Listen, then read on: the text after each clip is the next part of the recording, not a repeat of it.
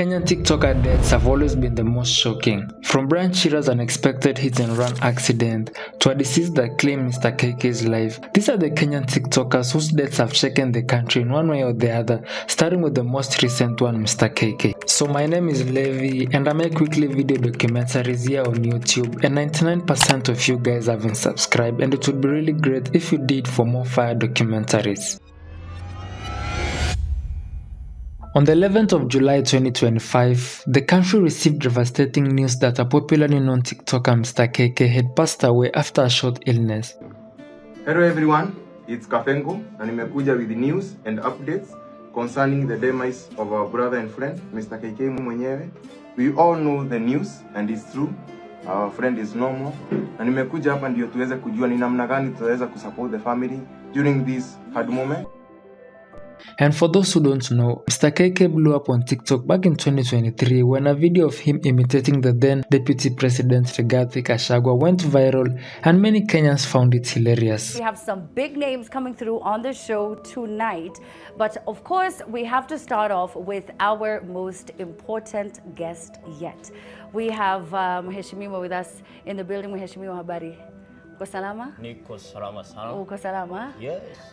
You know, I know you've been watching the news. I know you've been seeing that a lot of young people are struggling with unemployment. They're wondering how they can survive this very tough economic climate right now. And we promised them that I and William Ruto, we have a plan in place. Yes. That we are going to regulate the economy. Yeah. And by the time we are over with 4 years, Yes. our young people who are very creative, Yeah. very hardworking, but they don't have the opportunity to try the resources that they have. Yes. We are going to make sure that we create a very able environment for I and William Ruto, for them to work and they can be able to earn a living in the Republic of Kenya. Creators like Andrew Kibe even came and supported him at that time. And there's a guy who has been grinding, who doing 10 videos a day imitating Rigiji. Has he seen even an M-Pesa of 500? Buddha, if you're that guy, I will do a mchango for you right now. I want to kuchangia pia sisi wanaume. Let's stick with our own, okay? Rigiji went and picked and he gave her a job. Her life will never be the same again. Instead of giving the real guy the job, he gave this eustress. So what we do is, minimum tolea umse taumbili. Taungapi? Taumbili. After the show, namtumia taumbili. Kama mko na namba yake, munitafutie. Umse ufanya hizo nini za Rigiji. Hiyo ni content. Hiyo ni content. I like that content. Nimemtolea taungapi? Taumbili. Wherever you are, my friend, please find a way of getting your number to me. Kuna katwai, si lazima ulale njaa leo. Unaweza enda hapo nje uitisha nyama na uchape mtu na tao. From there on, he's been growing his online presence and has over 1.1 million TikTok followers at the moment, and a lot of his fans are mourning his death, including his own friend and skit partner Kafengo.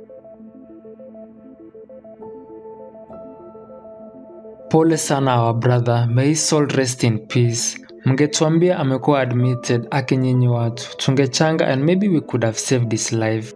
A just comment from concerned fans. DP Gachagua also took it to X in a heartfelt post saying, I have this morning woken up to the sad demise of Mr. Zakaria Kariuki, alias Mr. KK mwenyewe, a content creator par excellence and inspiration to many.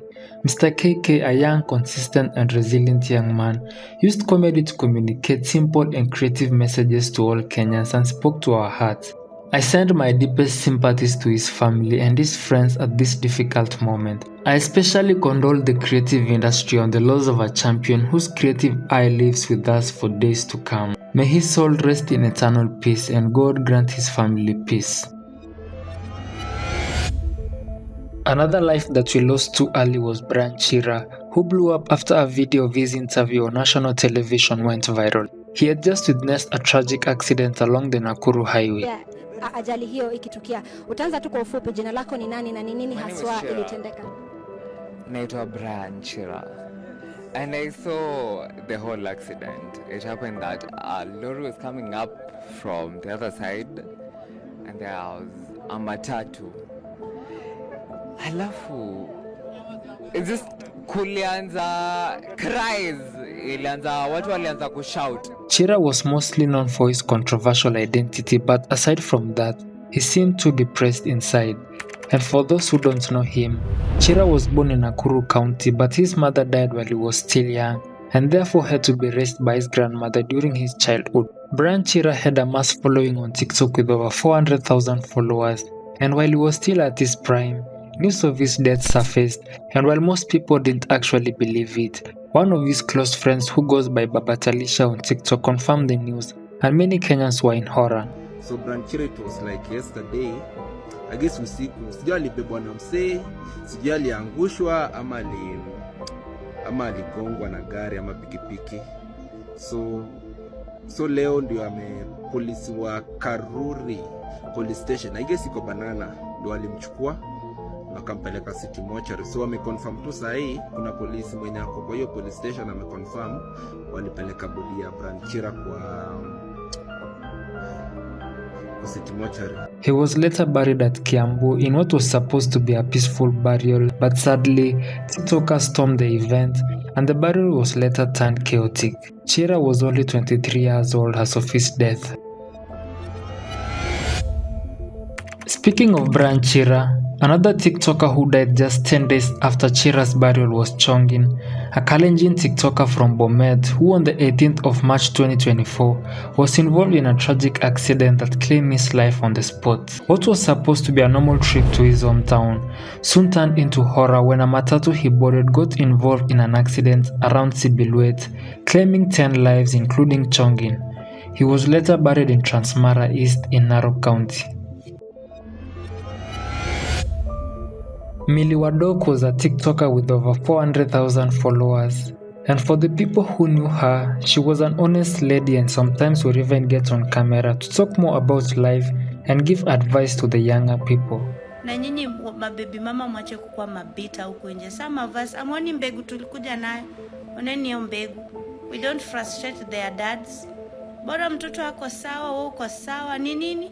Ukisikia tu mwanaume ame-move on, ako sawa, unaanza kufrustrate mbaba wa wenyewe. Wewe kwenda huko. Lea mtoto wako, you're not the first baby mama. You'll never be the last baby mama. Wewe lea mtoto wako, wacha kusumbua watu.